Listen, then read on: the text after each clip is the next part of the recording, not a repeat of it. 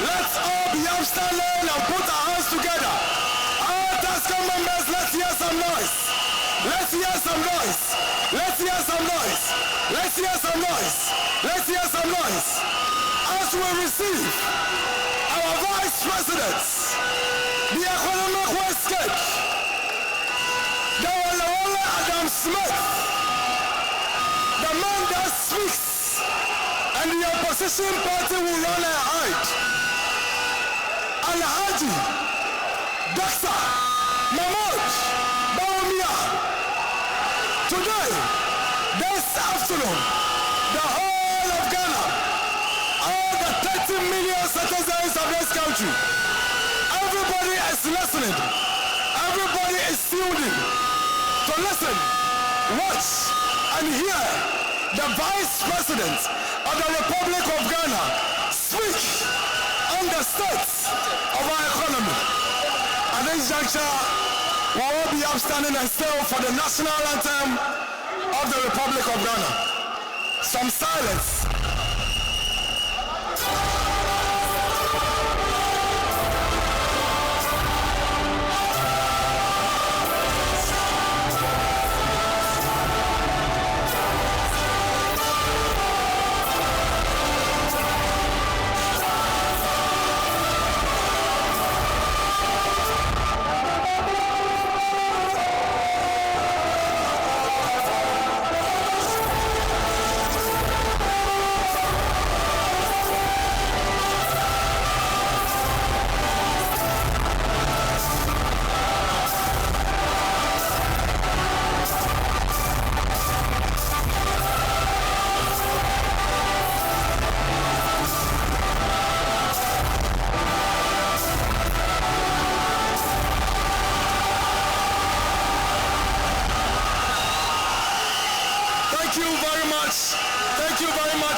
Let's all be seated at this point, TASCOM members.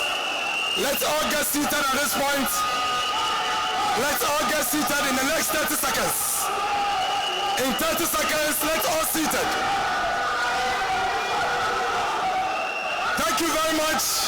Ladies and gentlemen, this afternoon, at this juncture, right here, at the Pentecost Convention Center,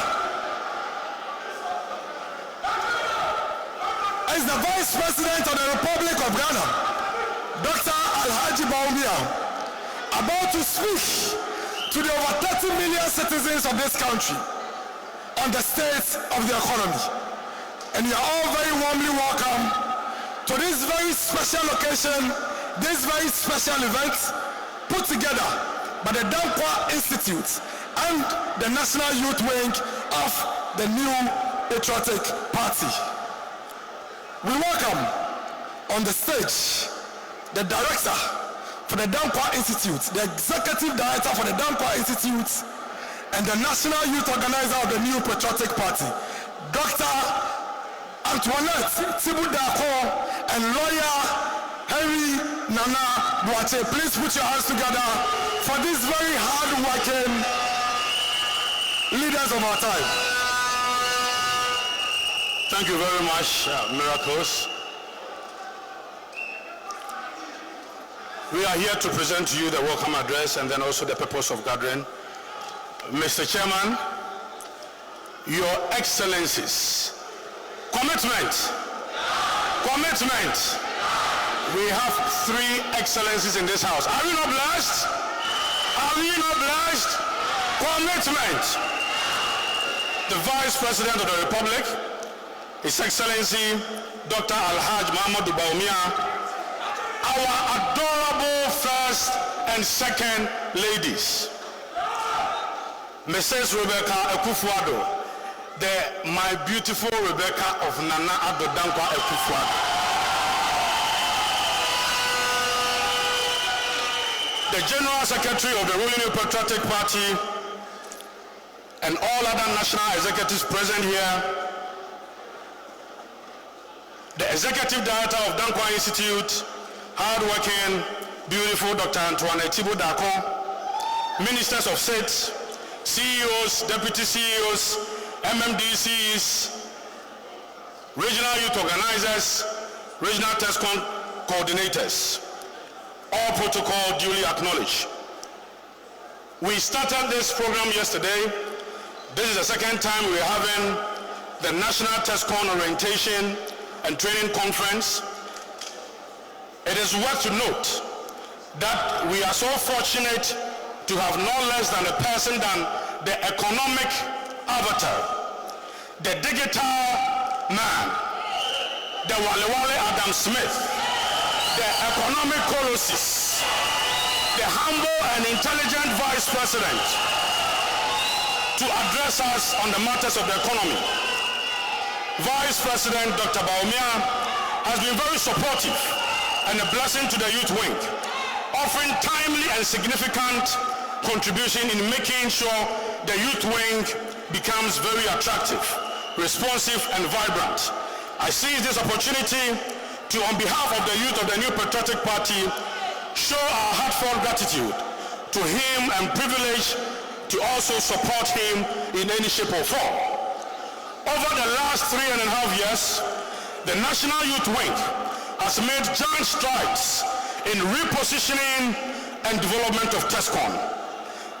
The number of TESCON branches have been increased, right from 186, I took over from my boss Samia Uku, to 280 in less than 4 years.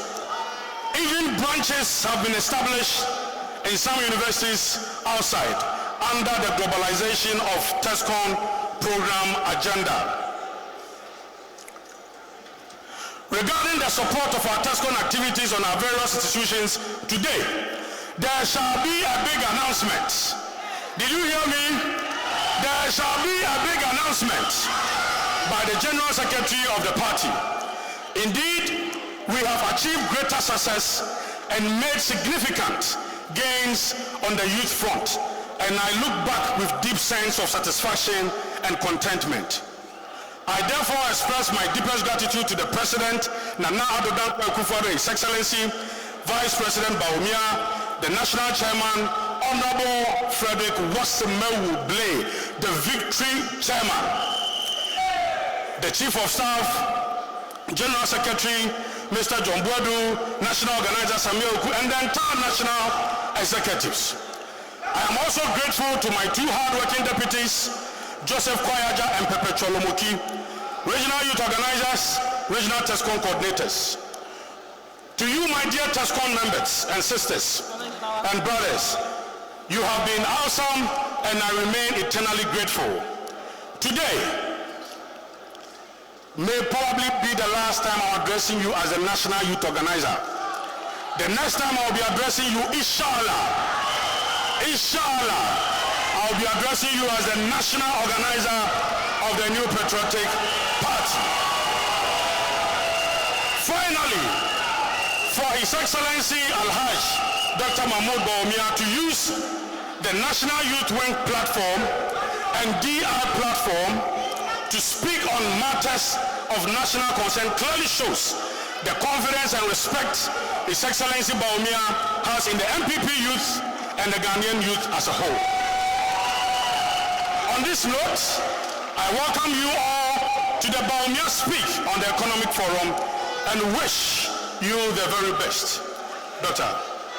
His Excellency the Vice President of Ghana, Her Excellency Mrs. Rebecca Akufo-Addo, our beautiful First Lady, Her Excellency Ajia Samira Bawumia, our exotic Second Lady, Honorable Chairman of the New Patriotic Party, General Secretary, Honorable Ministers of State, our Honorable Members of Parliament, CEOs, National Executives, regional leaders of our great party, we welcome you all here once again.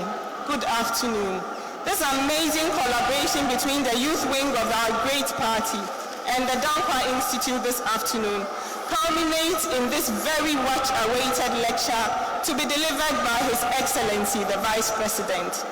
The lecture is timely, and indeed we recognize the ever-challenging environment the opposition persistently seeks to create. It is an environment which seeks to erode the amazing works and the achievements of the MPP-led government and we are definitely not going to allow them to do that. We must remain resolute, determined, and committed to the sustained growth of our great party. However, to do that, we have to be fed with facts and knowledge, and this is what this conference has been about. We are therefore very excited about this lecture, and we are excited about the Youth Wing and the Institute's collaboration. It gives us absolute pleasure to be the ones who give the platform for His Excellency to speak to us about the economy. Distinguished ladies and gentlemen, all protocol duly observed, the lecture promises to be exciting, and I entreat you all to take your pens and jot down the facts. Like the wise ant who gathered during the harvest to survive the lean season, Tesconites, gather as much information as you can so that you'll be better prepared to fight the battle ahead. Thank you very much.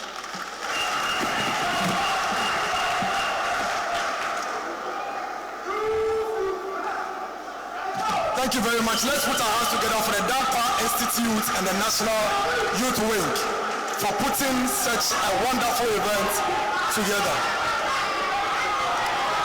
We are live on GTV, and so I acknowledge all of you to reduce the noise. Just as we said, the over 30 million citizens of this country are all tuned in to this very auditorium. We would quickly acknowledge the presence of a few of us. We have so many of us, we cannot mention everybody, but we have a few regional chairmen here. We have Mr. Divine Agohom here, the Greater Accra Regional Chairman, is seated right here on our left. We have Mr. Anthony Namo Esquire, Upper East Regional Chairman, is also right there. We have Mr. William Esuya, Western North Regional Chairman. Please put your hands together for them, please. We have Mr. Kwabena Owusu Sache Ahafo, Regional Chairman. Please put your hands together for him. We have Mr. Evans Yao Dapa, OT Regional Chairman. Please put your hands together for the OT Regional Chairman. And then we have Mr. Francis Sia, the Western Regional Chairman. Chairman, thank you very much for coming. And then finally on the Regional Chairman list, we have Mr.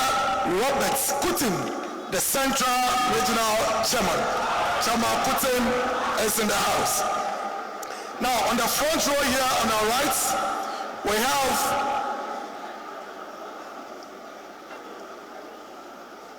Mr. Stephen Ntim, a former First Vice Chairman of the New Patriotic Party. We have Mr. Asamoah Boate,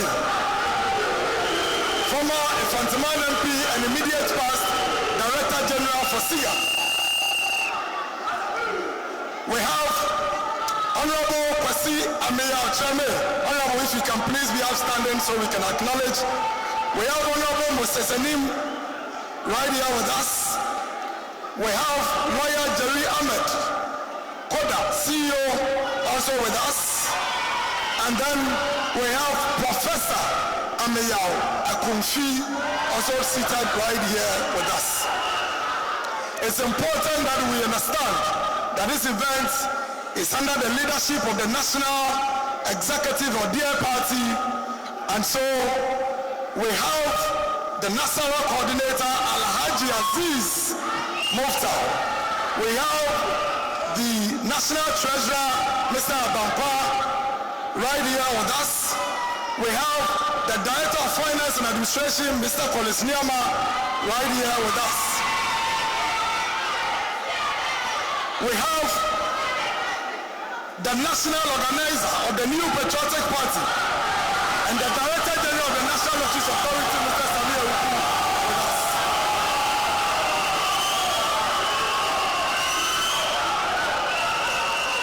And then we have the CEO of the New Patriotic Party, the General Secretary of the New Patriotic Party, Mr. John Bodu, right here with us. And then, ladies and gentlemen, right here in our presence, we are honored to have the winning chairman, the victory chairman, the Right Honorable Freddie Blay, right here with us. And as we continue, we'll come up with more acknowledgements. But at this juncture, we would introduce the victory chairman, the winning chairman of the New Patriotic Party to come up the stage and give us a very, very, very short address as he accepts to be the chairman of the occasion. Ladies and gentlemen, please let's welcome the Right Honorable Frederick Osemawu Blaise, the chairman of the New Patriotic Party. Please put your hands together for him, Tesco. Put your hands together for him, Tesco. As we welcome the national chairman of the New Patriotic Party as he accepts to chair this historic, very, very important event put together by the National Youth Commander and the Dankwa Institute. Thank you very much, Chairman. Thank you. Tascom. Tascom. Tascom. Thank you very much.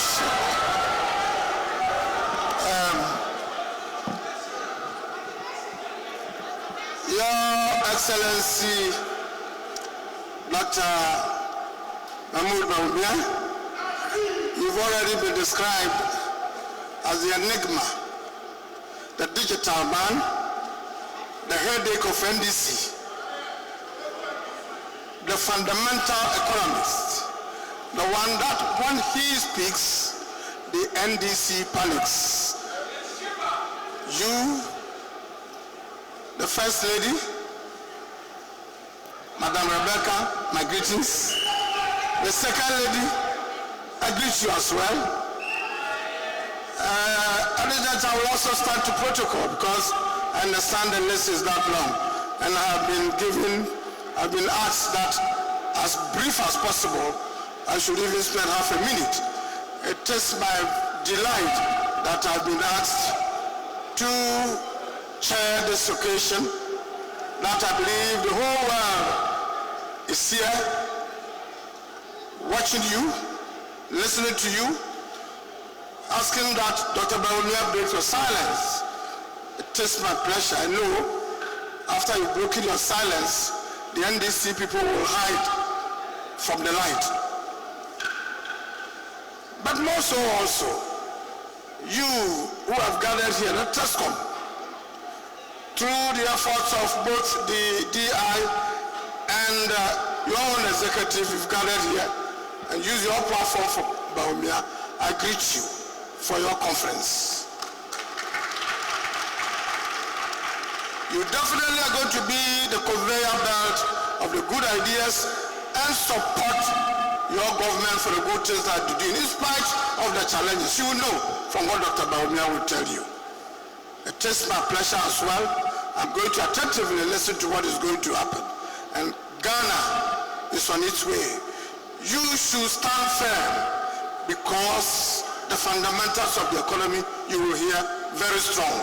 In spite of all the challenges that this whole world is faced with, not excluding Ghana. But we must be resolute, firm, and know that the future is bright for all of us. So the MPP stands firm. But more so you, the young ones, you, the students who have a stake, a bigger stake in whatever is going to happen to this country. So I greet you once again and consider you as the one who will defend the patrimony. You will defend your party. You will defend this country. Welcome. I'm happy to remain the chairman for this occasion. Cooperate with you. Thank you very much, Chairman. Please put your hands together for the chairman of the New Patriotic Party. At this juncture, let me remind all of us that we are live on GTV and several other networks across the country. Ladies and gentlemen, fellow Tescodians, please put your hands together as we welcome the national organizer of the New Patriotic Party, Mr. Sami Awuku, and the Director General of the National Lotteries Authority.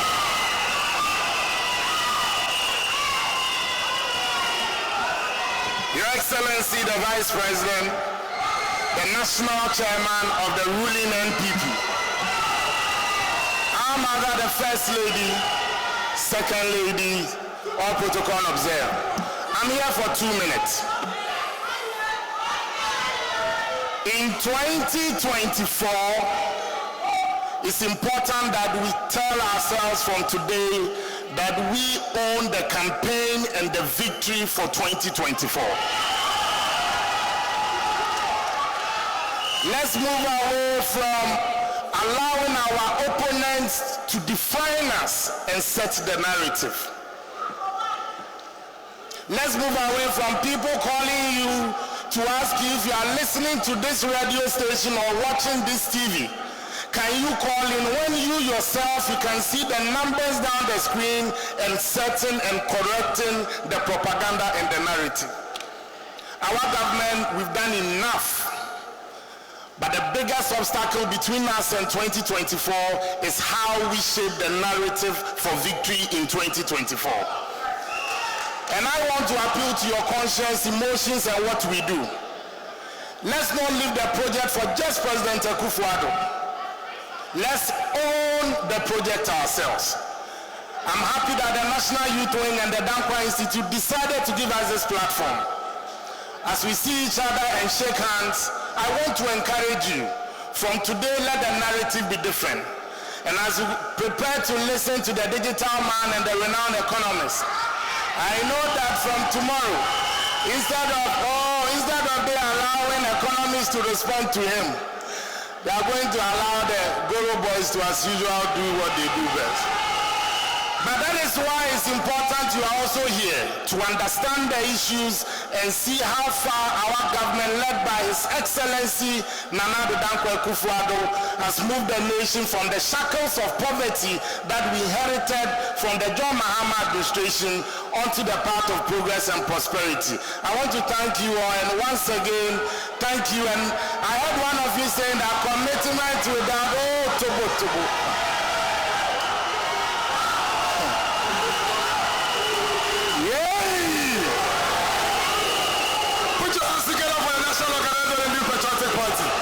Thank you very much.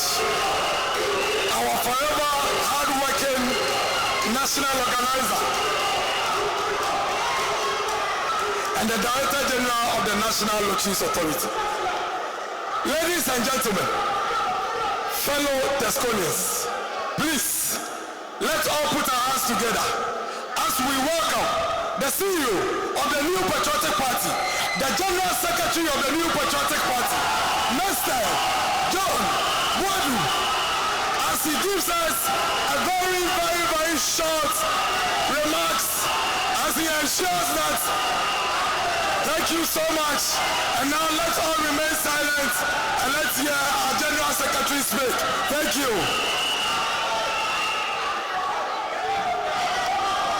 Thank you very much, MC. The National Chairman of the New Patriotic Party, Your Excellency the Vice President of the Republic of Ghana, First Lady, the Second Lady of the Republic of Ghana, the National Youth Organizer, Ministers of States here present, Members of Parliament. I can see the Majority Chief Whip and his deputy, well seated. They are the anchor of our party in Parliament and government. I think they deserve a better clap than we are doing. I've also seen MMDCs around, government appointees around. The regional party is well represented by the regional chairs. I can see some regional organizers around. TESCON executives from all our TESCON institutions present, invited guests, the media, student leaders, members of TESCON, and I can see our Kumasi boys here. I think they deserve a better clap. On behalf of the National Chairman and the leadership of the party, I extend the party's felicitation to you all and welcome you once again to this important conference of the party's youth wing. Permit me, Mr. Chairman, to use this opportunity to commend the National Youth Wing and the Dankwa Institute for organizing this all-important TESCON conference as part of the Institute's strategic objective to strengthen its bond with the various institutions and organs within the party. Today, TESCON, and for that matter, the youth wing of the party under which TESCON operates, has taken a commanding lead in playing a significant role in the affairs of the party at the highest level. It is therefore not surprising to see former national youth organizers of the party, including my good self, the General Secretary, Sami Awuku is around, the national youth organizer, Lawyer Nana Boache, is here taking charge of the party's administration and organization at the highest level. These are all TESCON members who have gone through the mill, and they are the ones in charge of the administration and organization of the party. I think that TESCON, you deserve a better clap for yourself. This is very important for us. Not only these people, if you look at the deputies, national officers of our party, you have Perpetua Lomuki with us, we have Joseph Kwaeja with us, Maxwell Lugodo and Isaac Bota. It is equally worth mentioning the Anthony Abaifa Kabus, the Sansu Boaches, the Salam Mustafes, the Martin Ejemesa courses, the Isaac Siames, the Pios DJs, the Nismea Kalabuachi, the Abangas of this world, the Dominic Edias, the Abujinapo, Gideon Boakmo, Anodon Press, Stephen Amwa, Akosia Menu, Nana Kwame Faros, Kofin Kansa, Hanan Abdul Wahab, among many others who have served and are still serving as national party officers or appointees of the party.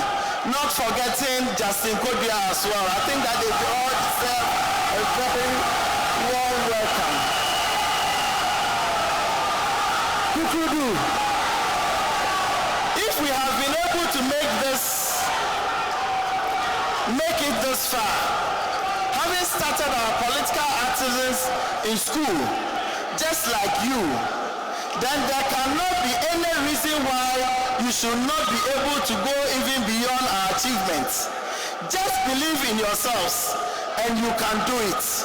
Even though it took me over 28 working years as an executive of this party from polling station, constituency, region and national, before ultimately becoming the general secretary of the party, it doesn't have and it will not take you this long to not only become the general secretaries or national organizers of the party, possibly it will take you a shorter time to become either the vice president or the president of the Republic of Ghana.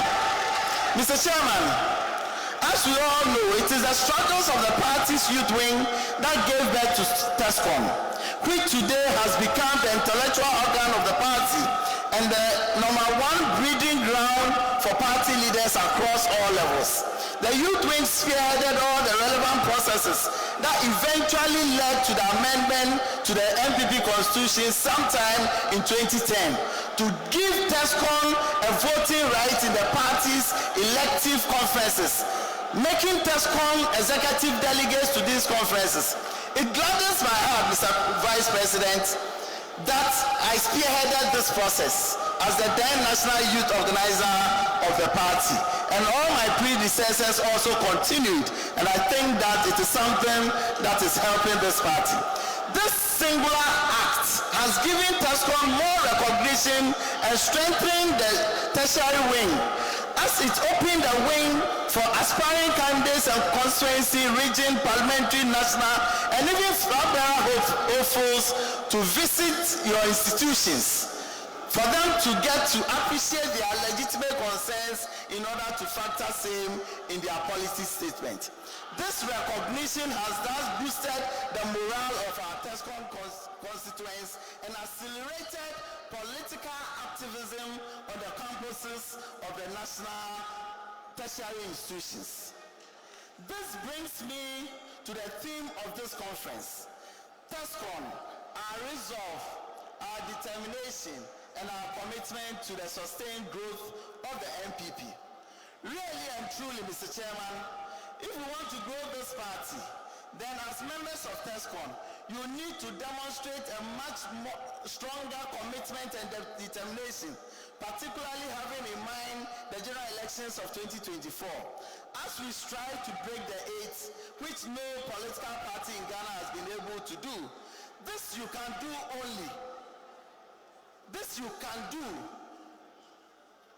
only effectively if you focus on the founding principles of TESCON as the intellectual organ of the party. As we head towards election 2024 and in pursuit of our target of breaking the 8, the party expects TESCON to continue to establish its relevance within our body politics. It is also expected that TESCON not only constituted themselves into TESCON alumni or association of past TESCON leaders.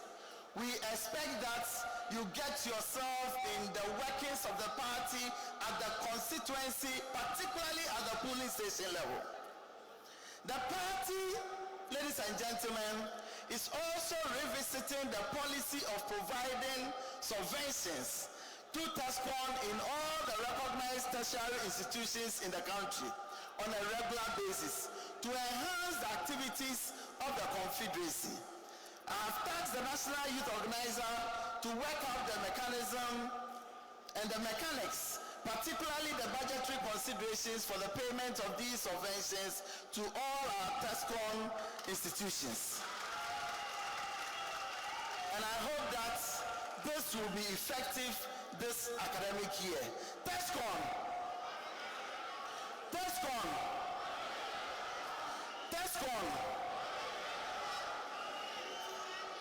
Ladies and gentlemen, we should all go out there and tell our story at every opportunity we get. We should let the people of Ghana know how scary the NDC is. We must all get involved in this project for the prosperity of our dear country and its people. We are the party and government that proved to the world that despite the difficulties and the effects of COVID-19, which has shattered the world's economy, we have the wherewithal to restore confidence in the Ghanaian economy to the envy of the world. It is therefore not surprising that we have in our president the African of the Year. It just cannot be better than this. I am sure we will hear more good news about our success story this evening. When the only digital vice president in the world, the hard-working Dr. Alhaji Mahmoud Bawumia, takes his turn to address the whole nation on the economy and more through this medium, it is gratifying to know that TESCON has come very far. To have the vice president addressing us on a more critical issue that affects the nation on this platform is something that we must acknowledge and work towards improving our activities on the ground. I want to end by saying that you are once again welcome, and I believe that we are going to have an exciting time. We are waiting for the Goro boys from the other side to prepare their responses. I know by now, they've not even listened to the vice president. They've already prepared their responses. This should tell you that the new patriotic party that you support is one of the best parties in Africa and also in the world. Thank you. God bless you all. Thank you. God bless you all. Thank you. God bless. Thank you very much. Put your hands together again for the CEO of the new patriotic party, Mr. John Boydu. We thank you so much for the very, very, very, very strong words of encouragement that you've given us this evening. Thank you so much. Thank you so much.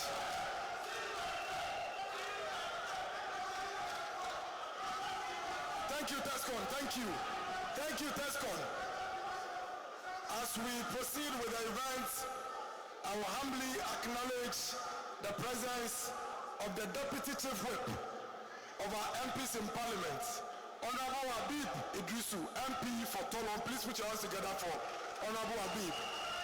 And then right seated is the majority chief whip, the MP for Insawam Adweji, the former regional youth organizer for the Eastern region, Honorable Frank Anna Dompre. Please let's acknowledge his presence. And then we have in our midst the NDC's Gabi, the MPP's Gabi, the CPP's Gabi, everybody's Gabi Ochre Dako. Please put your hands together and let's acknowledge everybody's Gabi. Thank you so much, Gabi, for making it this afternoon. And then we have in our midst the Deputy Attorney General of the Republic of Ghana, Honorable Alfred Tuya Yabua. Please put your hands together for Honorable Alfred Tuya Yabua, the Deputy Attorney General. And then of course, we have the very young, vibrant, smart, intelligent Attorney General of the Republic of Ghana, Honorable Godfrey Dame. Thank you very much for gracing this very important event for us. Thank you. Distinguished ladies and gentlemen, our guest of honor is a phenomenal woman who provides a unique case study of leadership. Having been placed in the arena to serve as the mother of the nation, she could have decided to enjoy a quiet life and watch the years go by. However, that has not been, nor is it in the character of Mrs. Rebecca Ekufuado, Her Excellency. Over the past 5 years, she has championed and supported causes that have impacted millions of children, women, and Ghanaians all over. A champion for women's causes, children's causes, our gracious First Lady has embarked on government-sized proportion projects and campaigns by raising funding from the private sector.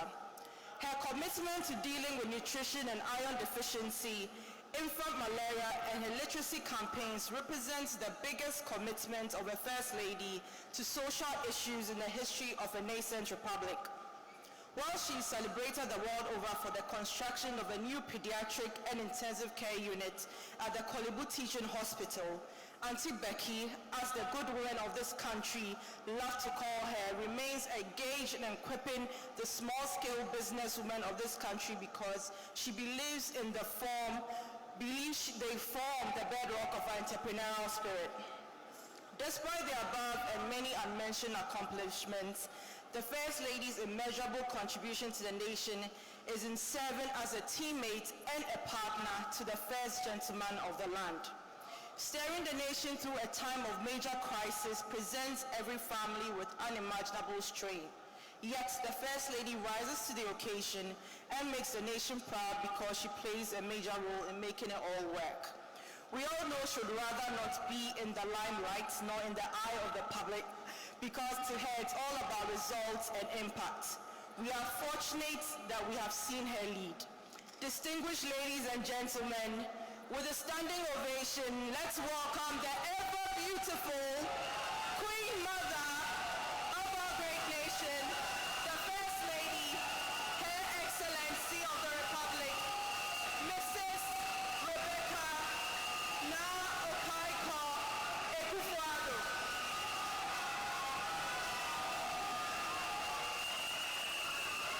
Please put our hands together as she walks out to the stage.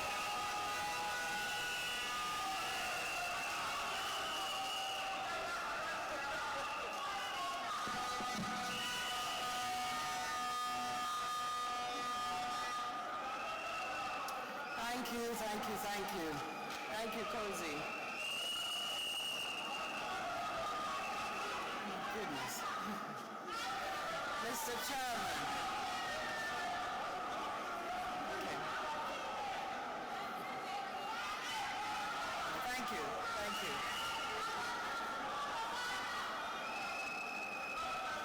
Okay. Mr. Chairman, His Excellency the Vice President of the Republic of Ghana, Dr. Alhaji Mahmoud Bawumia, Her Excellency Mrs. Samira General Secretary of the NPP, National Youth Leader, National Executives present, Executive Director of DI, Dr. Antoinette Thibault-Darko, Ministers and MPs, CEOs of parastatals, TESCON executives, ladies and gentlemen. I thank you for inviting me to this conference. It gives me the opportunity to personally commend TESCON for your immense contribution to the 2020 elections, which gave us the mandate to govern our country for another term. Thank you, TESCON.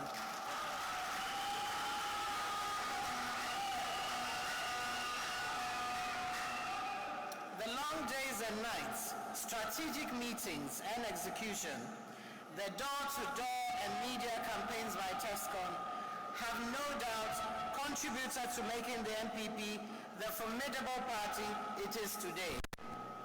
The history of the NPP cannot be written without acknowledging the National Youth Wing and TESCON, led by Henry Nana Boakye, also known as Nana B, for mobilizing the youth to campaign vigorously across the country at the height of the deadly coronavirus.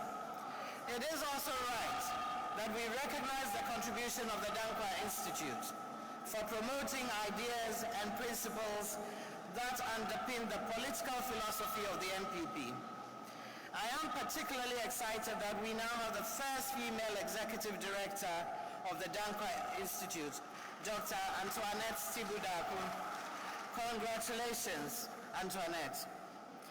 As we discuss long-term and sustainable development plans, which will impact the lives of our young people, it is my hope that you pay special attention to the strategies being implemented by government to develop our dear nation. The government has initiated a number of youth-focused initiatives to provide our young people with a productive future. I entreat you to be true ambassadors of these initiatives and seize every opportunity to engage more young people to join your ranks. It is important to hold events to discuss policies and share ideas to give young people hope and a sense of optimism during these globally challenging times. This can be done when TESCON members show unconditional loyalty to the NPP and a sense of responsibility and patriotism to our country. I therefore call on the TESCON fraternity to solidly support the government in this period of global economic crisis. There is light at the end of the tunnel. But there is also work to be done. You need to engage the public actively in situating Ghana's current challenges and the solutions by the government. Above all, you need to have the facts and the necessary arguments to enable better public discourse. That is why, like everyone else, I'm eagerly looking forward to Dr. Bawumia's presentation on the Ghanaian economy. I hope the deliberations and the lessons you take away from here marks the beginning of a new chapter for TESCON. The future of NPP depends on you. So let me assure TESCON, the future of NPP depends on you. So let me assure TESCON that the party values you and will do everything within our means to support you. Be proud of the fact that under the leadership of President Akufo-Addo and with the support of all of us, Ghana has the power to rise above any situation and make our nation great and strong. God bless our nation, Ghana. I thank you.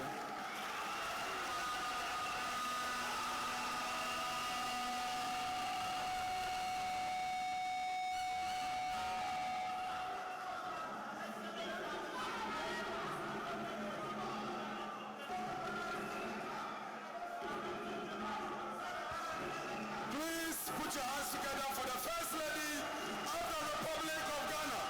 Thank you very much. Our beautiful First Lady,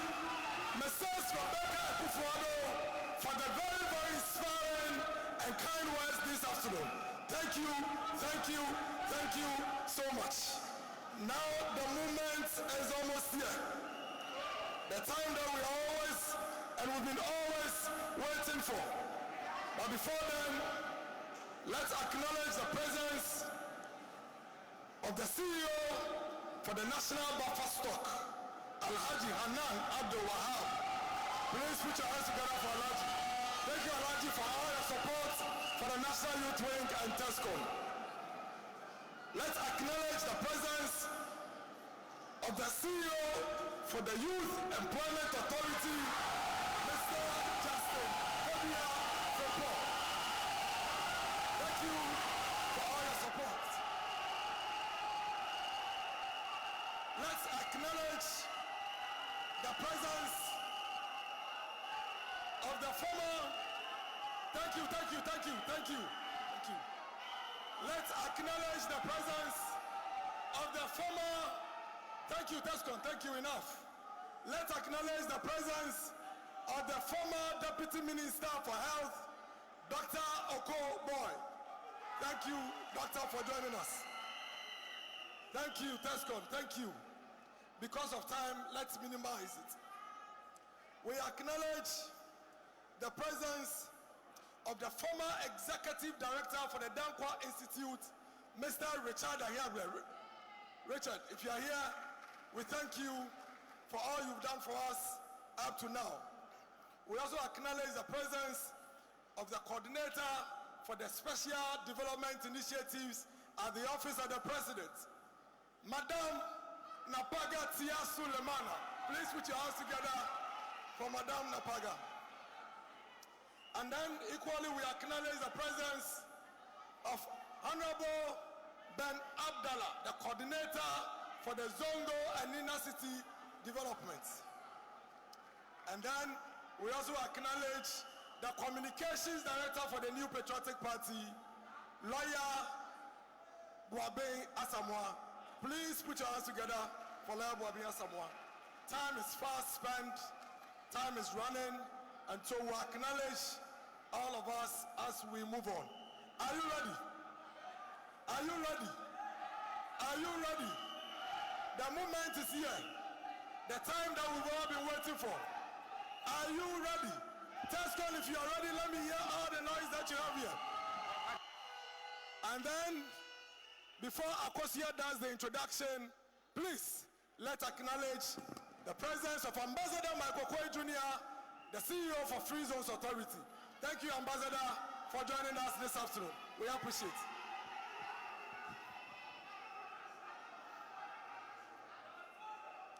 Distinguished ladies and gentlemen, today the nation and beyond are very attentive because of one reason. The Vice President of the Republic speaks shortly. Very few times in our political history has a nation so given weight to the words of a second gentleman. This, however, is not new to the ever-vibrant Dr. Bawumia.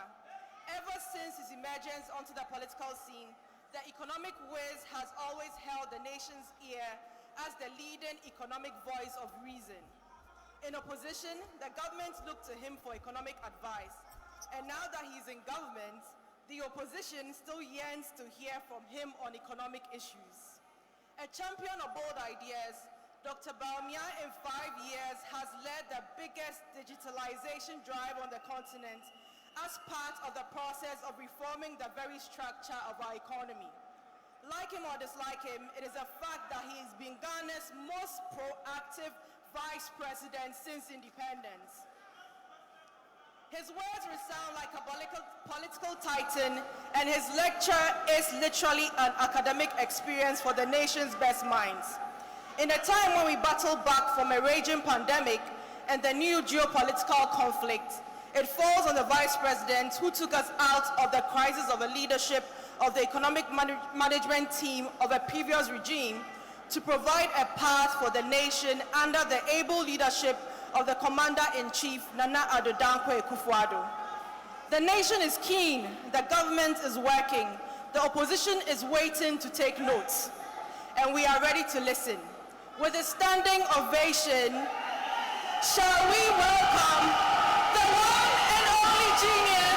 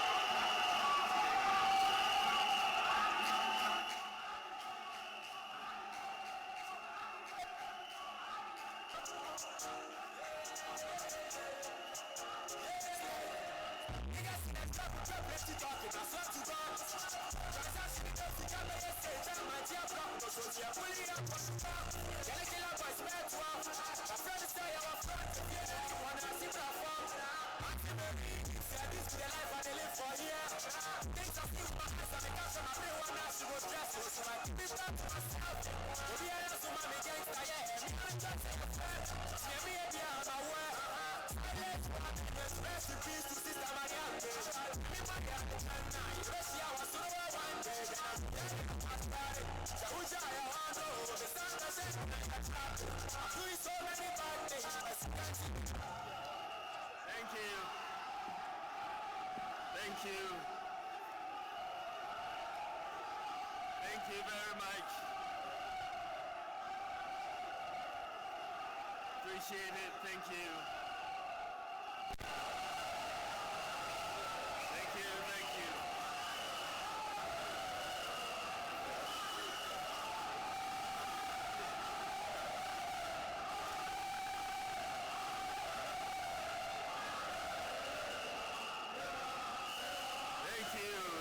you.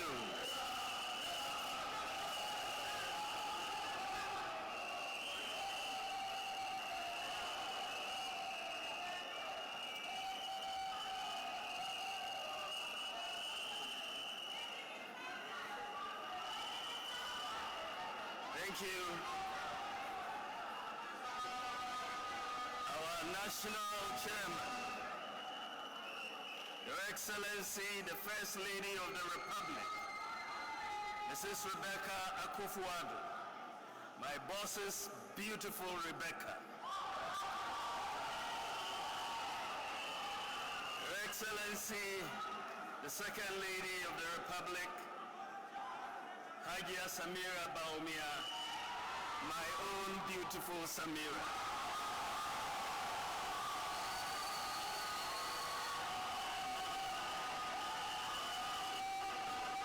The General Secretary of the New Patriotic Party, Sir John Boydu,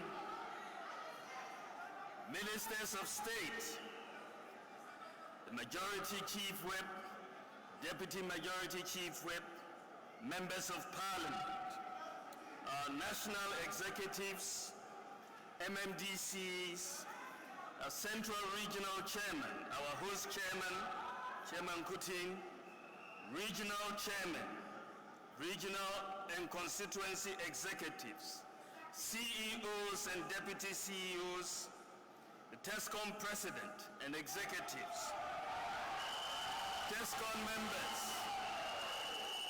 friends from the media, distinguished ladies and gentlemen, commitment, commitment, commitment.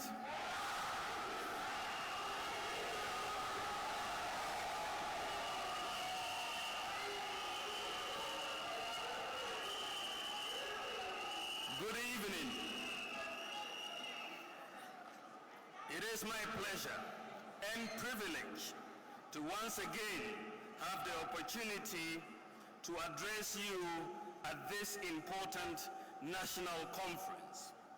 I would like to thank the organizers, Dankwa Institute and the National Youth Wing for the invitation to speak at this conference today. Today, I want to address the state of the economy.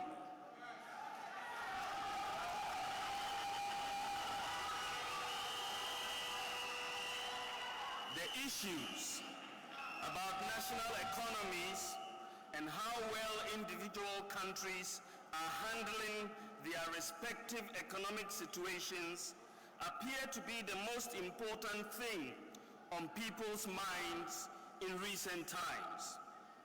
From the man on the street to the business mogul, the food we eat, the clothes we wear, the shelter we seek or have, the benevolence we extend to friends and family, the health of the economy is the foundational instrument.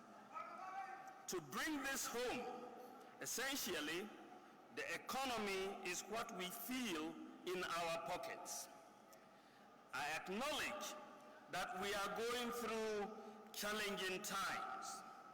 This is the reality, irrespective of the cause.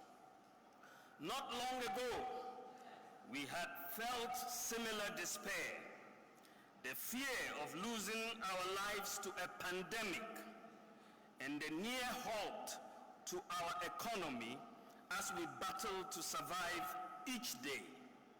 Some years ago, we had been confronted by very dire circumstances.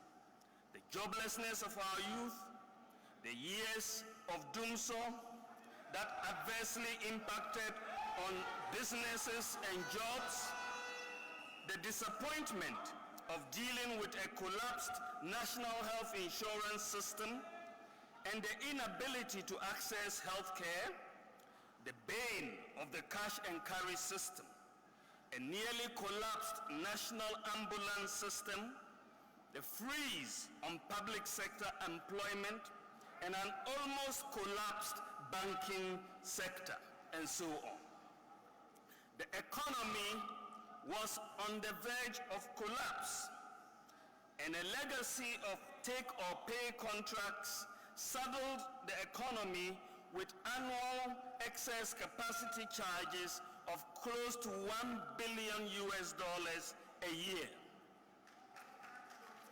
These were basically contracts to supply energy to Ghana way in excess of our requirements, but we were obligated to pay for the power whether we use it or not. We were confronted with a banking crisis, and not dealing decisively with it would have meant disaster for the economy, as the entire banking system would have collapsed. In addition to not keeping up with the excess capacity payments for energy would have meant throwing the country back into the new bout of doomsday. The government of President Nana Addo Dankwa Akufo-Addo put in a lot of effort to turn things around from the situation that used to be when we came into office in 2017. We had only one mission: stop the decline and make things better. Together, as a country, we proceeded to fix the economy. We made great gains, and the records attest to this. Prior to the coronavirus pandemic, which has impacted virtually all economies in the world, we stabilized the economy. We reduced inflation. We doubled economic growth in the first 3 years. We reduced the rate of depreciation of the cedi. The average depreciation from 2017 to 2020 was the lowest since 1992. We reduced the fiscal deficit. We improved the external payments position, reduced interest rates in line with declining inflation expectations, and we cleaned up the mess in the financial sector that we inherited. We took the decisive action to avoid the collapse of the financial sector and to save the deposits of 4.6 million people. Thousands of businesses would have collapsed if we had not saved the banking sector. We implemented our flagship programs, such as Free SHS, Planting for Food and Jobs, One District, One Factory, NAPCO, IPEP, the Zongo Development Fund, restoration of teacher and nursing training allowances, and we embarked on the digitalization of the economy. The relatively strong performance of the economy, among other things, led to Ghana being the destination of choice for foreign direct investment in West Africa, according to the 2019 World Investment Report by UNCTAD. Unfortunately, the COVID-19 pandemic changed the economic circumstances of virtually every country in the world. Today, our economy is witnessing rising prices of fuel and virtually all commodities like bread, rice, sugar, sachet water, cement, iron rods, and so on. From Malata Market through Abofor Market to Techiman Market to Takoradi Market Circle to Pando and almost everywhere across the country, prices are on the rise. In the first quarter of this year, we have also suffered a sovereign credit ratings downgrade by 2 ratings agencies. And along with that, there has been a significant depreciation of the cedi between February and March this year. These developments, ladies and gentlemen, have come as a surprise to many Ghanaians. And in the ensuing discussions, many questions have been asked about the state of the economy. These questions include: what has happened to the fundamentals? Why are the prices of goods and services increasing so fast? Why has the cedi depreciated so fast this year? Why has the fiscal deficit and the debt stock increased so much? What projects and programs does government have to show for the higher debt? Are the government flagship programs like Free SHS the cause of our current economic challenges? How about the promise to move the economy from a focus on taxation to a focus on production? Where is the new economy that government promised to build? How has the government tackled corruption? What has the government done to relieve suffering of Ghanaians? And how is the government solving the current economic challenges?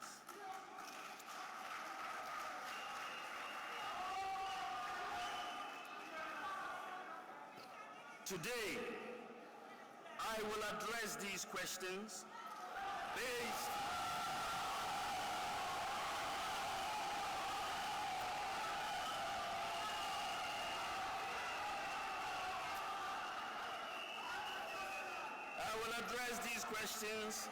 based on data and facts. I will admit where there are challenges, but hopefully we will all leave here with a better understanding of the state of the economy, where we have come from, where we are, and where we are going. So, let's take the first question. What has happened to the fundamentals? Let's examine the economic fundamentals. Are weak fundamentals the reason for our current economic challenges?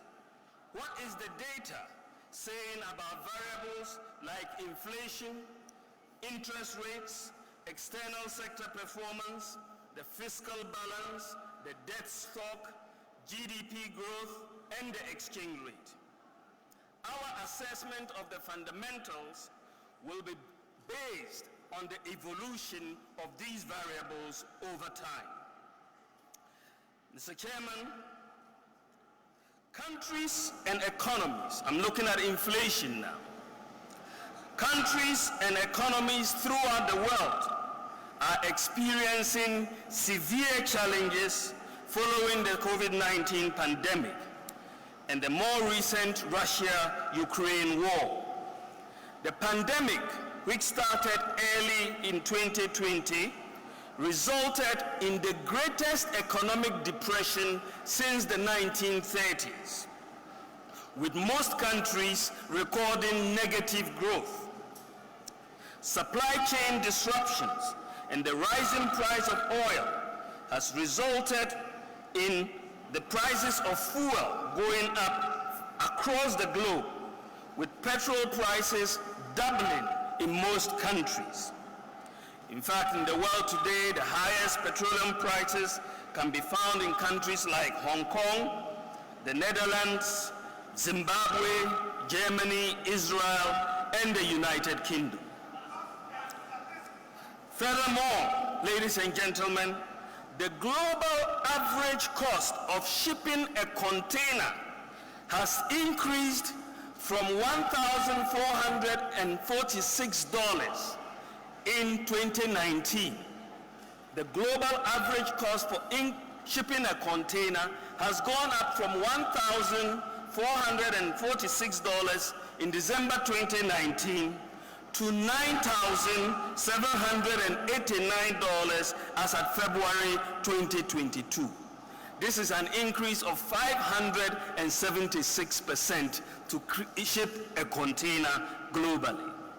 This has dramatically increased the cost of shipping goods and therefore their prices on the market. Food prices have also not been left out. The Food and Agricultural Organization, the FAO Global Food Index, Price Index, increased from 95.1 at the end of 2019 to 140 in February 2022, an increase of 48%. The increase in commodity prices has been exacerbated by the Russia-Ukraine conflict. Russia and Ukraine together account for 30% of the global wheat exports. The longer the conflict ensues, the greater will be the disruption to global food supplies.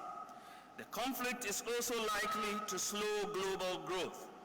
According to the African Development Bank, the price of wheat has shot up by 62% since the war began, and the price of fertilizer is up by 300%, and the price of maize is up by 36% since the war began.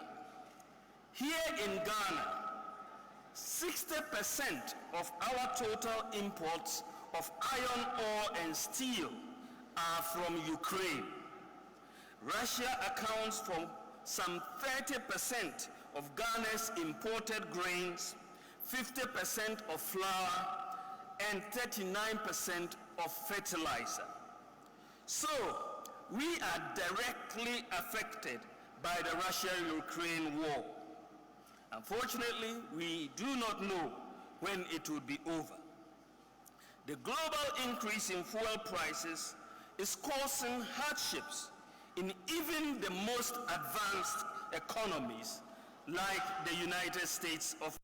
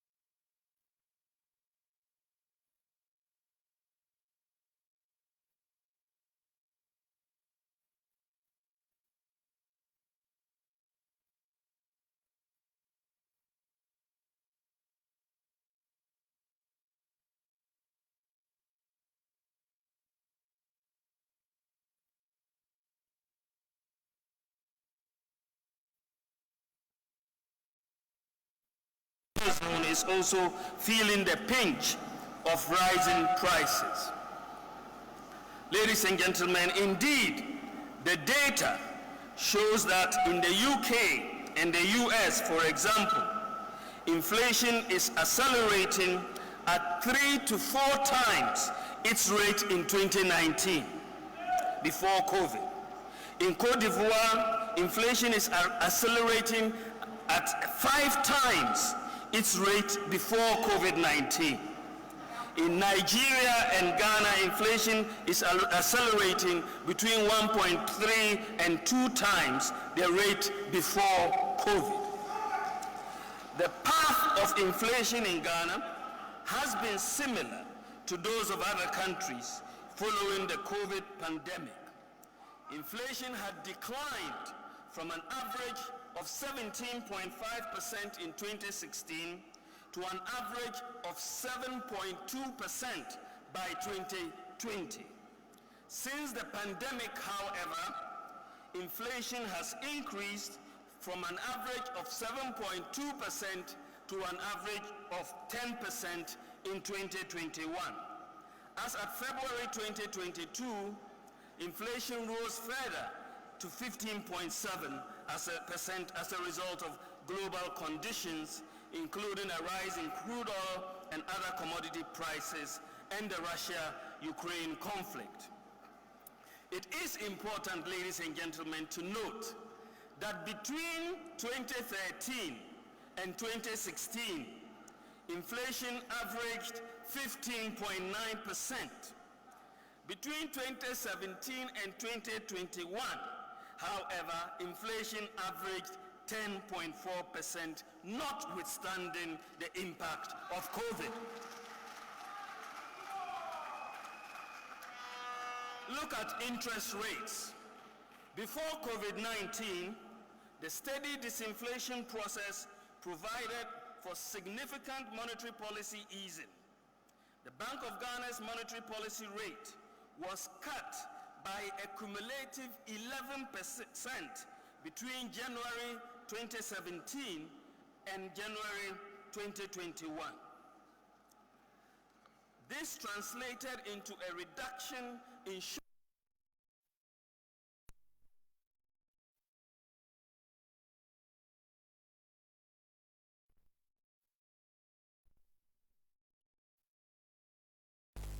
average of 13.8% between 2017 and 2021. Lending rates have also fallen. Lending rates have also fallen from an average of 28% between 2013 and 2016 to an average of 23% between 2017 and 2021. So notwithstanding COVID-19, interest rates are still lower now than they were in the 2013 to 2016 period. In response to the recent increase in inflation, the Bank of Ghana has increased the monetary policy rate by 2.5% from 14.5% to 17%. So what is happening in the fundamentals, in the external sector fundamentals? So we look at external sector performance. Ladies and gentlemen, Ghana's external payments position strengthened in the 2017 to 2021 period relative to the 2013 to 2016 years. For the first time in over 30 years, the trade balance, that is the difference between your exports and your imports, the trade balance recorded a surplus for 5 successive years, for the first time in over 30 years. We've recorded surplus for 5 successive years. The trade balance was in deficit between 2013 and 2016, but moved from a deficit of 1.7 billion in 2016 to a surplus of 1.1 billion in 2017 a larger surplus of 1.8 billion in 2018, and an even larger surplus of 2.2 billion by 2019. The impact of COVID-19 has seen a reduction in the surplus to 2.04 billion in 2020 and a further reduction to 1.1 billion in 2021. Nevertheless, this is still a much stronger performance than the trade deficit of 1.7 billion recorded in 2016, which, ladies and gentlemen, the positive trade balances resulted in a narrowing of the current account deficit as a percentage of GDP between 2017 and 2019, but a subsequent widening of the deficit in 2020 and 2021 as a result of COVID-19. Even that, notwithstanding COVID-19, our current account position between 2017 and 2021 is much stronger than that between 2013 and 2016.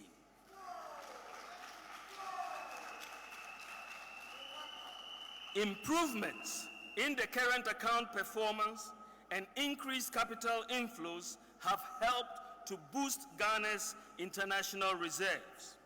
The data shows that gross international reserves increased from 6.1 billion in 2016 to 8.4 billion 4 months of import cover by 2019, and subsequently to 9.6 billion 4.4 months of import cover at the end of 2021. By February 2022, the gross international reserves had decreased marginally to 9.5 billion for 4.3 months of import cover. So in terms of gross international reserves, our economic situation is still much stronger than what it was in the 2013 to 2016 period. Now we come to the fiscal balance and the debt. Distinguished ladies and gentlemen, the developments in the fiscal balance show a remarkable and sharp dichotomy between the fiscal deficit, that is the difference between government revenue and government expenditure, before COVID and after COVID.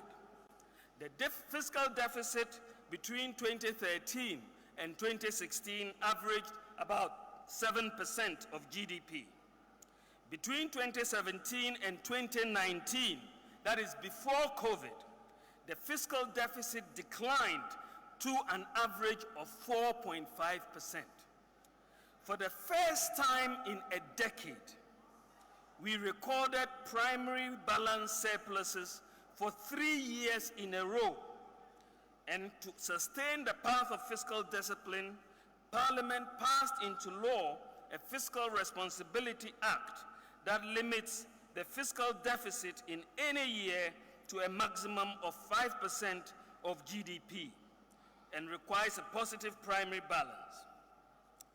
Then out of the blue, we were doing so well, we had brought the fiscal deficit down from an average of 7.2% in 2013 to 2016 to 4.5% by 2019.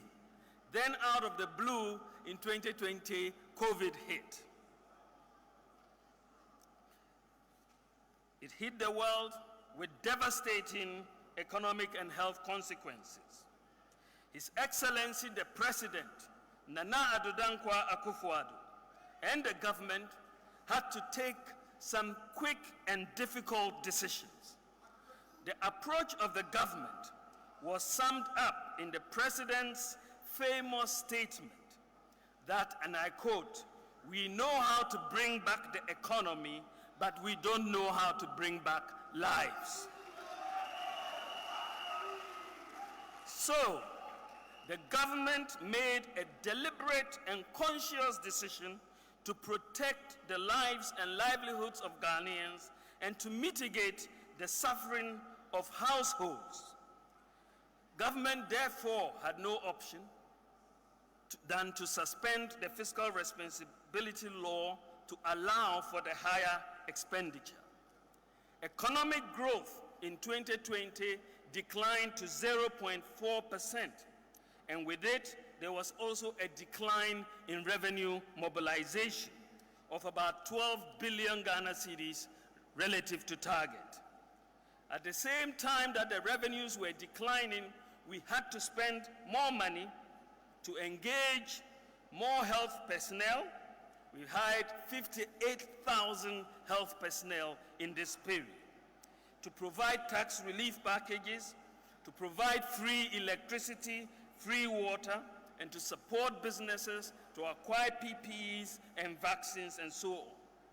The combined impact of these factors, as well as other expenditures, resulted in an increase in the fiscal deficit from 4.8% of GDP in 2019 to 15% of GDP in 2020, and a subsequent decline to 11.4% of GDP in 2021. The primary balance also went from a surplus of 0.9% of GDP to a deficit of 5.3% of GDP in 2020, before narrowing to 2% of GDP primary deficit in 2021. I should note that Ghana has been acknowledged globally for doing an excellent job in managing the COVID-19 pandemic. And we have the strong leadership of His Excellency the President, Nana Addo Dankwa Akufo-Addo, to thank for that. Deaths from COVID so far have totaled 1,445, and the total case count as at yesterday, the total cases in Ghana was at 42 cases. So we have managed the COVID very well, and the expenditure was necessary for us to do so and to save lives. Some commentators and analysts have argued that the COVID expenditures could not be the only reason for the large fiscal deficit that was recorded in 2020 and 2021. In fact, I agree with this view because the data supports it, and I'll show you why. Comparing the fiscal deficit in 2020 and 2021 between Ghana and other sub-Saharan African countries, the data shows that COVID expenditures alone were not sufficient to explain the increase in our fiscal deficits. The fiscal deficit to GDP in Ghana increased by threefold compared to 1.23 for Nigeria, 1.02 for Egypt, and 2.43 for Cote d'Ivoire. In addition to COVID-19, there were two major items of expenditure. In addition to COVID-19, there were two major items of expenditure that are critical to understanding the evolution of the fiscal deficit and the debt stock: the banking sector cleanup and the energy sector excess capacity payments. The data shows that the three items, when you look at COVID expenditure, the banking sector cleanup, and the excess capacity payments, amounted to 50.1 billion Ghana cedis. That is the equivalent of some $7 billion for just these three items. And the Ministry of Finance estimates that the interest payment on the borrowing, because this was borrowed, this was financed from borrowing, for our excess capacity payments, banking sector cleanup, and the COVID expenditures were financed from borrowing. And the Ministry of Finance estimates that the interest payments on this borrowing for these three items alone amounted to 8.5 billion Ghana cedis annually. 8.5 billion Ghana cedis. And this is about 23% of Ghana's annual interest payments of about 37 billion Ghana cedis. So to put this expenditure of 50.1 billion and interest costs of 8.5 billion in perspective, it is important to juxtapose this expenditure against the total expenditure or releases on some of our key flagship projects, including free SHS, One District, One Factory, Planting for Food and Jobs, the development authorities, the Ghana Card, Zongo Development Fund, NAPCO, teacher training allowances, and nursing training allowances. The data shows that over the last 5 years, our expenditure on all of these flagship projects was 15.6 billion Ghana cedis. Over 5 years. And this is compared to our expenditure on those three exceptional items I've just mentioned of 50.1 billion Ghana cedis. The expenditure, in fact, on these three items amounted to more than 3 times the expenditure on the flagship programs in the table that you are seeing. In fact, the annual interest cost of the borrowing for the exceptional items would pay for double the annual cost of all these flagship programs. Of the 3 exceptional items, apart from renegotiating the terms of the IPP agreements, it is important that the receiver for the financial institutions retrieve the assets of the institutions to defray a significant portion of the 25 billion Ghana cedi debt. Now let me get to the debt stock.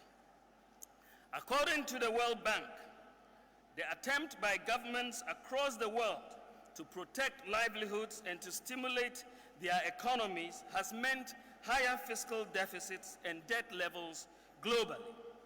Sizable discretionary support, along with a sharp contraction in output and an ensuing fall in revenues, has led to a surge in government debts and deficits globally. In 2020, the global government debt increased by 13 percentage points of GDP to a new world record of 97% of GDP. That was a new world record. In advanced economies, the debt to GDP was up by 16 percentage points to 120% of debt to GDP. And in emerging market economies, it was up by 9 percentage points to 63% of GDP. In fact, the data shows that the debt to GDP ratio after COVID increased in the US, the UK, Cote d'Ivoire by 12, 18, and 12.3 percentage points of GDP, respectively. The table shows that Ghana's total debt stock has increased from 122 billion in 2016 to 351 billion in 2022, an increase of 229.6 billion. At the end of 2021, external debt amounted to 170 billion, 38.7% of GDP, and domestic debt totaled 181 billion, 41.4% of GDP. Between 2019 and 2021, Ghana's debt to GDP increased by 17.6 percentage points of GDP. It should be noted, and it is important, that without the 50.1 billion for the exceptional items of the financial sector, the energy, and COVID, Ghana's debt to GDP would have been about 68% instead of the current 80% that it is. Because of COVID-19, the GDP growth was virtually zero in 2020, and this is bound to increase the debt to GDP ratio, other things equal, with a lower base. Now to the question of what projects and programs government has to show for the higher debt. Some loan agreements underpinning the external debt stock are shown in the table that you are looking at. And we have, and I present in this document that I will make available, all the external debt loans that we have contracted. And you will see that the projects that we have undertaken over these last 5 years, from the loans that we have borrowed, you'll see that we borrowed money to build the University of Environment, Science, and Sustainable Development in Somanya, right? We borrowed the money, contracted the loan. That is part of our debt stock. The Pokuasi interchange is part of our debt stock. The Tema Impakadan Railway is part of our debt stock. The debt borrowing for Kumasi Airport Phase 2 is part of our debt stock. Tamale Airport is part of our debt stock. Obechebi Lamte Interchange is there. We've borrowed money for polytechnics and technical and vocational training centers, construction of bridges, the Secondary Cities Program, the modernization and equipment of Tete Kwashi Memorial, Kibi, Aburi, Etibie hospitals, expansion of the University of Ghana Hospital Phase 2, 50 bridges, the portable water system in Yendi. We also have borrowed money for the expansion and rehabilitation, the rehabilitation and expansion of the Bolgatanga Regional Hospital, modernization of Komfo Anokye Teaching Hospital, the construction and commissioning of a portable water infrastructure project in Tamale, Pong Generating and Retrofit, Eastern Corridor, so many projects that we have, and I'll leave them for everybody to go through. So many projects across. So we can account for our use of the resources that we have borrowed. And I think, I'm not sure, but I think I've not seen any government that is now has presented this data to the public to see where your loans have gone. I don't know any government that has done that. I don't know any government that has done that. Ladies and gentlemen, we talked about moving the economy from a focus on taxation to a focus on production. Ladies and gentlemen, as part of measures to get the economy back on track when we had these challenges, and to improve domestic revenue mobilization and improve efficiency, government has increased a number of taxes. We extended the National Fiscal Stabilization Levy and the special import levies from 2020 to 2024. We imposed initially a luxury vehicle tax, luxury vehicle levy, which was later abolished. We increased the CST from 6% to 9% and later decreased it from 9% to 5%. We increased the National Health Insurance levy from 2.5% to 3.5%. We introduced a sanitation pollution levy of 10 pesos on the price of a liter of fuel. We had the energy sector recovery levy of 20 pesos, a financial sector cleanup levy of 5%, and recently the introduction of the e-levy of 1.5% on financial transactions. However, it is important to point out that notwithstanding the revenue challenges that we inherited when we came into office, we took the decision to reduce taxes in the economy. We were aware that our decision to reduce taxes could worsen our revenue challenges in the short term, but we were of the firm conviction that this would spur growth and increase tax revenues in the medium to long term. In fulfillment of our manifesto promise to move the economy from a focus on taxation to a focus on production, we have so far reduced or abolished 18 separate taxes and levies, and most of them were manifesto promises. No such broad-based reduction in taxes has been implemented by any government since independence. No such since independence.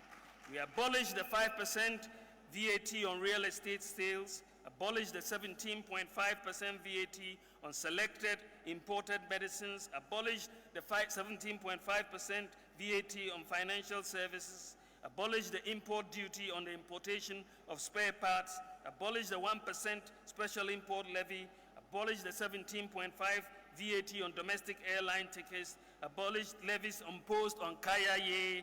We abolished the excise duty on petroleum. We provided full corporate tax deduction for private universities who plow back 100% of profits into the university. We reduced the national electrification levy from 5% to 3%, reduced public lighting levy, reduced the special petroleum tax from 17.5% to 13%. We replaced the 17.5 VAT with a flat rate of 3% for traders. We granted a capital tax exemption on stocks traded on the Ghana Stock Exchange, abolished the income tax on mutual funds and unit trust schemes, abolished the income tax on real estate investment trust, and we recently reduced the withholding tax for gold exporters from 3% to 1%.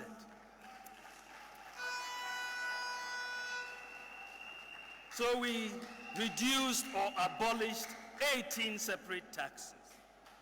And despite these tax reductions, the data shows that revenue collection in nominal cedi terms has increased by 25% annually since 2017. Beyond these measures, government focused on production in the real sector. We said from taxation to production. Virtually every government, ladies and gentlemen, in our history has noted the need for Ghana to change the structure of the economy through diversification and by shifting from the focus on the production of raw materials to value addition. This is a key pillar of Nana Addo Dankwa Akufo-Addo's Ghana Beyond Aid agenda.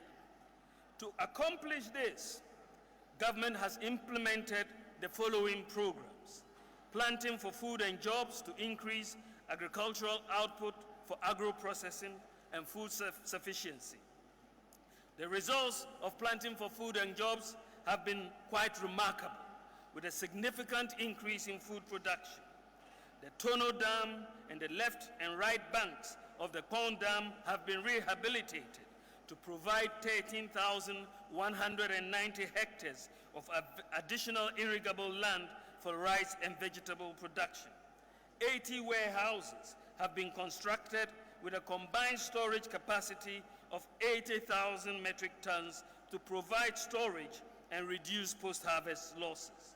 Reforms in the cocoa sector, including hand pollination, have resulted in the highest ever production, that is 1,047,000 tons, the highest ever recorded in the history of Ghana during the 2020 and 2021 cocoa season.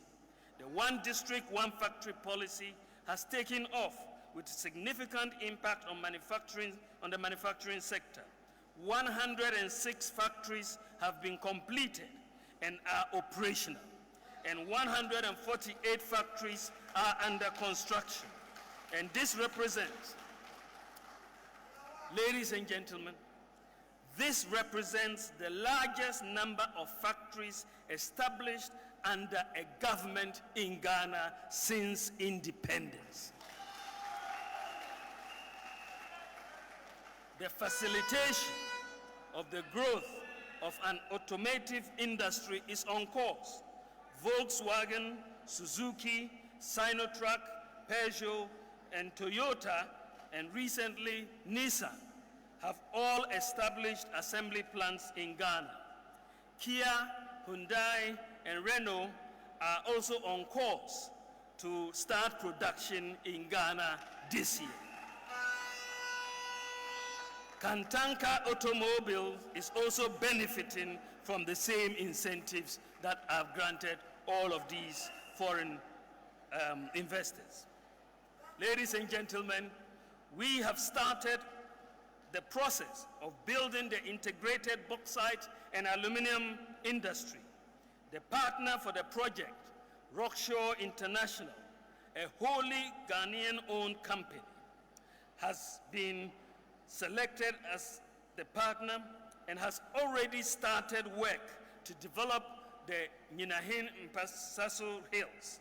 The minerals resource estimate to confirm the quantity and quality of the bauxite is being undertaken this year, after which the refinery design will follow for the establishment of an aluminum refinery in Ghana.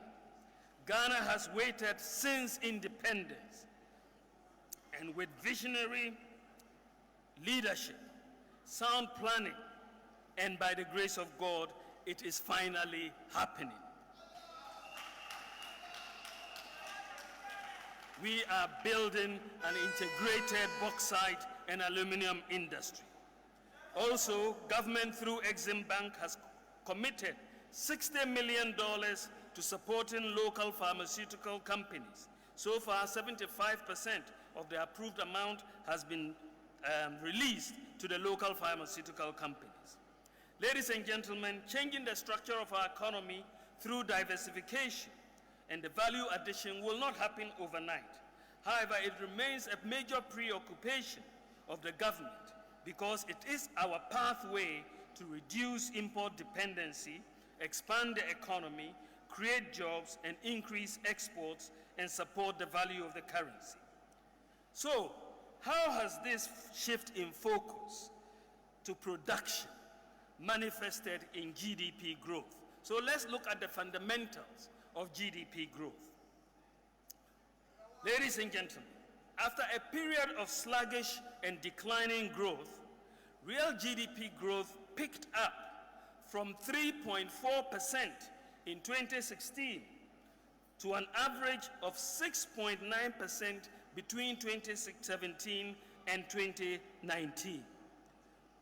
The onset of COVID-19 in 2020, however, resulted in a sharp reduction in GDP growth to 0.4%.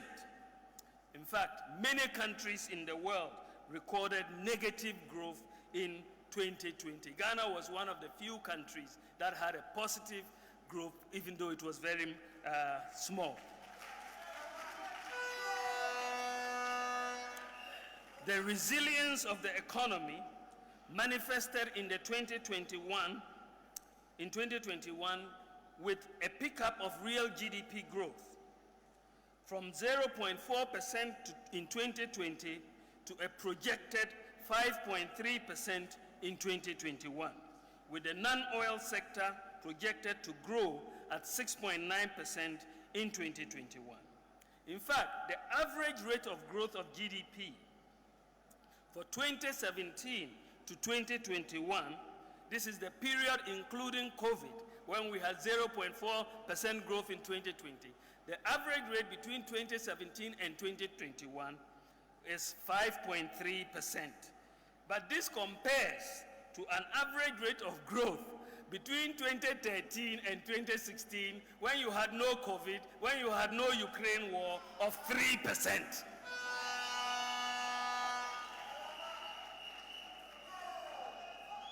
Therefore, even with COVID, the growth of the economy is fundamentally stronger than it was in the 2013 to 2016 period. In per capita terms, GDP per capita, that is total income per population, has continued to increase from 7,757 Ghana cedis in 2016 to 12,389 Ghana cedis in 2020, notwithstanding COVID. This represents an increase in GDP per capita by some 60% since 2016. In US dollar terms, GDP per capita increased from $1,978 US in 2016 to $2,213 US in 2020. This was the year where we had almost zero growth, but we still, in per capita terms, we've done better than we inherited in 2016. Ladies and gentlemen, when you look at the sectoral growth, what is happening in agri industry and services, the data tells us that the agricultural sector has seen a major increase in output since 2016, increasing from an average growth of 2.85% between 2013 and 2016 to an average growth of 5.8% between 2017 and 2020. In fact, 2017 to 2020, our average growth in the agricultural sector is double what it was in 2013 to 2016. And this is as a result of the success of the Planting for Food and Jobs program. And the data for the first 3 quarters of 2021, in fact, shows an even higher growth. The first 3 quarters shows a massive growth of 10.1% in the agricultural sector. Now, when we look at the industry sector, it also saw a significant growth prior to COVID. Between 2013 and 2016, industry recorded an average growth of 3.3% between 2013 and 2016, 3.3% average growth. Between 2017 and 2019, before COVID, industrial growth increased to an average of 10.8% from 3.3%. This was before COVID. With the onset of COVID-19, as you can expect, industry growth declined to minus 3.6% in 2020 and minus 1.7% in 2021. Between 2017 and 2020, industry growth grew by 7.2%. That is including the COVID years. Between 2017 and 2020, 7.2%. And this is more than double the growth in 2013 to 2016 when they did not have COVID at all. Growth in the service sector between 2013 and 2016 averaged 5.2%. Prior to COVID, the service sector increased at an average of 7.3%. Growth, however, declined to 1.5% in 2020 to bring the average growth for the 2017-2020 period to 5.85%. There has, however, been a very significant pickup in growth in the service sector for the first 3 quarters of 2021 by 9.5%. So in summary, notwithstanding COVID-19, the agricultural sector is growing at double the rate of the 2013 to 2016 period. The industry sector is growing at double the rate of the 2013 to 2016 period, and the service sector has recorded a higher average growth rate than in the 2013 to 2016 period. The growth fundamentals of our economy are strong and resilient.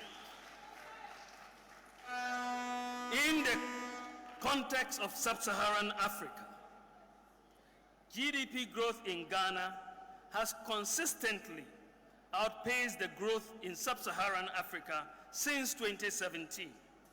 Even in 2020, when as a result of COVID, 19, Sub-Saharan Africa recorded negative growth on average. Ghana was one of the few countries with positive growth. Between 2017 and 2021, growth in Ghana has averaged 5.3%, while that of Sub-Saharan Africa averaged 2.3% for the same period. So GDP growth in Ghana was therefore more than double the Sub-Saharan African average for this period. The evidence and the data is therefore clear that we have made good progress in shifting from a focus on taxation to a focus on production.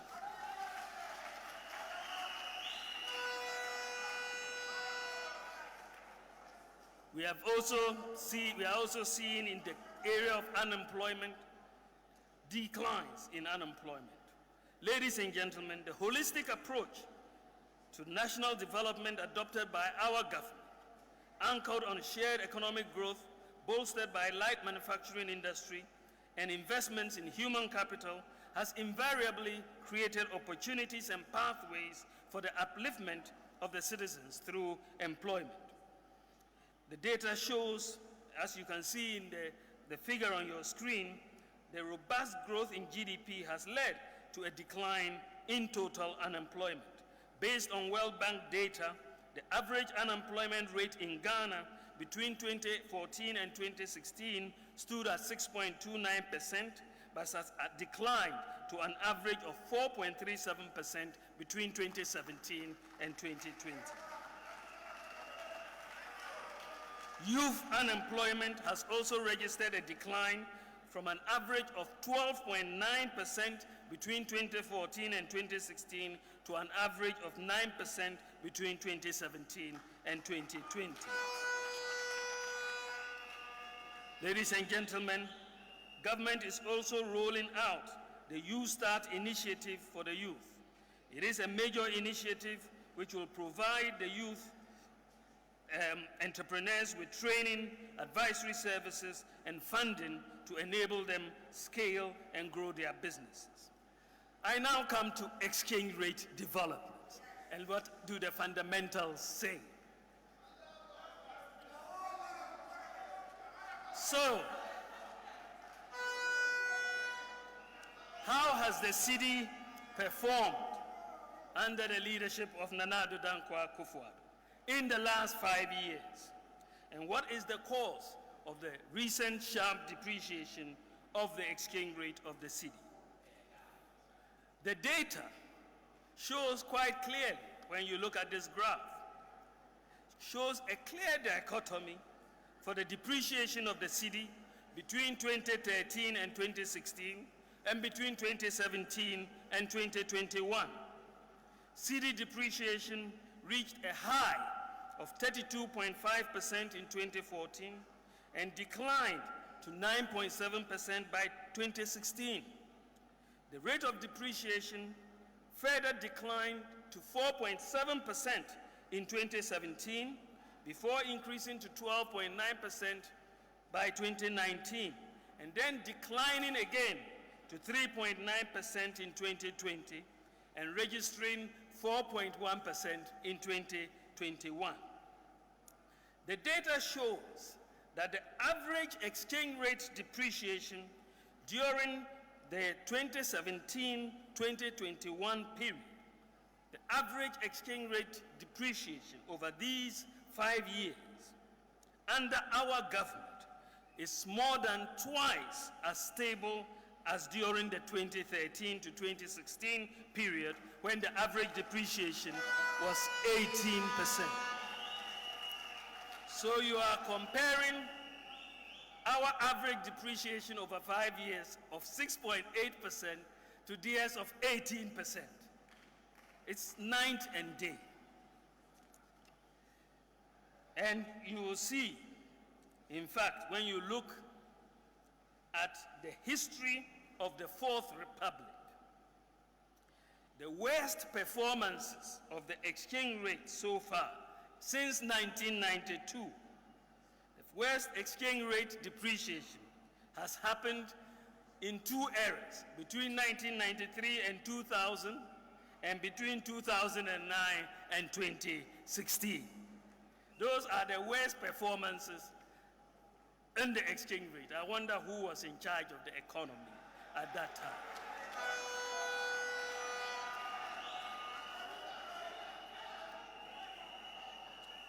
Ladies and gentlemen, so we had so much stability in the exchange rate. But in the first quarter of this year, 2022, we have seen the sharpest first quarter depreciation of the cedi since 2015. Data from the Bank of Ghana shows that at the end of March, the cedi had depreciated by 15.5%. So what explains this? That you had such, low depreciation, and all of a sudden, within a few months, you had such a high level of depreciation. Why did we see this? A number of factors can be adduced to explain what happened. The financial markets assessment of the 2022 budget, unfortunately, generally concluded that our projected 40% increase in revenue, which underpinned the 2022 budget, the financial markets assessed that this was not likely to materialize, and therefore our deficit would increase. This was not helped by the chaotic battle in Parliament over the budget and the passage of the budget, and this created uncertainty and signaled to the market that the government may not be able to get most of its programs passed in a tightly balanced Parliament. This further reinforced the lack of confidence by investors in the budget. Furthermore, delays in implementing major tax reforms, such as the benchmark policy reversal, the tax exemptions bill, the common platform for property tax, and the review of fees and charges, appeared to support the assessment of the market that the government will have difficulty in getting its programs through Parliament. To add to this negative market sentiment, there was a sovereign credit ratings downgrade by Fitch and Moody's, two global sovereign credit ratings agencies, as a result of concerns about fiscal and debt sustainability. If you are unable to pass your budget and the revenue measures in it, then your fiscal and your debt situations will not get better. And this was their assessment. This downgrade resulted in an unwillingness of foreign investors to roll over their holdings of our domestic debt, and they demanded foreign exchange to repatriate their investments. The lack of access to the sovereign bond market by emerging markets globally, and Ghana's announcement that it would not issue a sovereign bond in 2022 also worried investors about the adequacy of our foreign exchange reserves going forward. They therefore wanted to get a hold of the foreign exchange now, and this led to an increase in the demand for US dollars on the market. The increases also in interest rates by central banks in the US and other advanced economies also made the cedi assets less attractive and led to a move out of cedi holdings. Then in February, we had the conflict between Russia and Ukraine, which started in February, at the same time that we've started seeing this significant depreciation. And the associated increase in crude oil prices and overall cost of living globally resulted in a higher demand for US dollars by foreign investors, oil importers, as well as other importers on the local foreign exchange market. There was also speculative demand for US dollars as panic set in. The combination of these factors resulted in a sharp depreciation of the cedi in the first quarter. This depreciation of the cedi was fundamentally about the market's assessment of the fiscal stance of government and its implications for fiscal and debt sustainability. This was the primary factor underpinning the ratings outgrade. So we had to address the depreciation of the cedi. It therefore called for an appropriate fiscal adjustment to address the fiscal rigidities and ensure that the fiscal targets for the 2022 budget and beyond were met. Basically, we needed to cut expenditure and increase revenues of the magnitudes that will allow us to be on the path of fiscal and debt sustainability. Our assessment is that what we are facing is not a financing problem. And so we are not just going to go and borrow to solve the problem, unless that borrowing provides fiscal space to undertake critical reforms on the expenditure and revenue sides of the budget, as well as increasing economic growth. Government has taken the decision and announced revenue and expenditure measures in this regard. This include, on the expenditure side, the discretionary spending cut by an additional 10%, ongoing measures to eliminate ghost workers from the payroll, renegotiation of energy sector IPPs, prioritization of ongoing public sector projects over new ones, pursuing reprofiling strategies to reduce the interest expense burden on the fiscal, 50% cut in fuel coupons allocations to government appointees and political heads and political appointees, a moratorium on the purchase of imported vehicles for the rest of the year. On the revenue side, we have an implementation and collection of the revised property rate, implementation of the EVAT, rollout of the simplified tax filing mobile application, prioritized revenue assurance, compliance, enforcement packages, and no duty, no exit from the MPS terminal at Tema Port. And these are all very significant measures and critical steps in the right direction.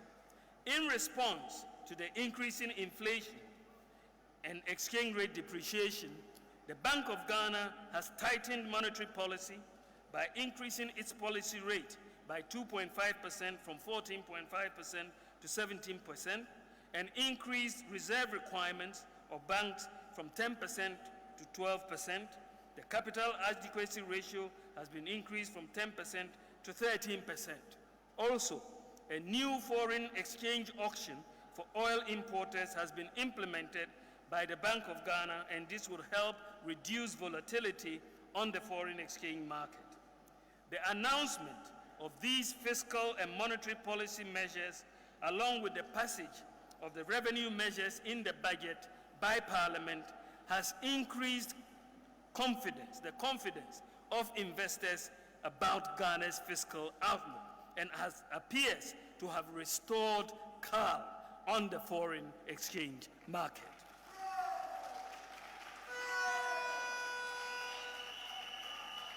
Given the uncertainty surrounding geopolitical developments and their impact on the economy, we will continue to monitor the data and are ready to take further measures as may be required to meet our budget targets.